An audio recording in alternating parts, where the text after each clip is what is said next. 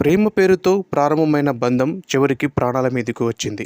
గద్వాల జిల్లాలో private surveyor Tejeshwar హత్య కేసులో రోజుకో కొత్త కోణం వెలుగులోకి వస్తుంది. వాయిస్ మార్చి ప్రియురాలితో మాట్లాడిన నిందితుడు చివరకు ఆమె కోసమే హత్యకు తెగబడ్డాడు. ప్రేమికుల ప్లాన్ ఎలా సాగింది, ప్రణాళిక ఎప్పుడు మొదలైంది, అసలు చివరి క్షణంలో తేజేశ్వర్ ఏమన్నాడు, ఈ స్టోరీలో తెలుసుకున్న ప్రయత్నం చేద్దాం. గద్వాల జిల్లాలో మానవత్వాన్ని కలిచివేసిన తేజేశ్వర్ హత్య కేసులో ఇప్పుడు దర్యాప్తు వేగవంతమైంది. రోజుకో కీలక విషయము బయటికి వస్తోంది. తేజేశ్వర్ ప్రైవేట్ ల్యాండ్ సర్వేర్, భార్య ఐశ్వర్యతో కలిసి జీవనం సాగిస్తున్నాడు. కానీ ఆమె గతాన్ని అతనికి తెలియదు.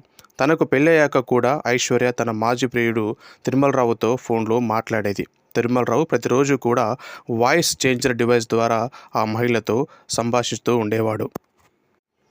అయితే ఈ బంధం ఎప్పుడైనా బయటపడుతుందన్న భయంతో ఐశ్వర్య తిరుమలరావును కలిసి తేజేశ్వర్ని హత్య చేయాలని ప్లాన్ వేశారు. జూన్ 13వ తారీఖున మొదటిసారి హత్యకు ప్రయత్నించారు. కానీ ఆ ప్రయత్నం ఫెయిల్యూర్ అయింది.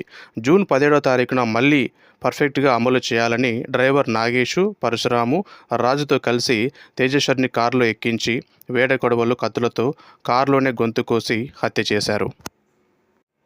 తిరుమలరావు వాయిస్ చేంజర్తో మాట్లాడినటువంటి మిషన్ ఏదైతే ఉందో ఆ మిషన్ను బ్యాంకు నుంచి పోలీస్ అధికారులు స్వాధీనం చేసుకున్నారు.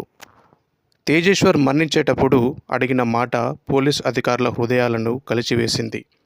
చనిపోయే ముందు అన్నా నన్నెందుకు చంపుతున్నారు అని, వారు నన్ను చంపొద్దని చెప్పేసని కూడా తేజేశ్వర్ వారిని వేడుకున్నా కూడా కనికరం లేకుండా వారు తేజేశ్వర్ని చంపినట్టు విచారణలో తేలిందని పోలీస్ అధికారులు తెలిపారు. వాయిస్ మార్చొచ్చు కానీ వాస్తవాన్ని మాత్రం మార్చలేరు. ప్రేమ పేరుతో జరిగిన ఈ హత్య సంచలనంగా మారింది. నిందితులపై కఠిన చర్యలు తీసుకోవాలని తేజేశ్వరి కుటుంబం డిమాండ్ చేస్తోంది.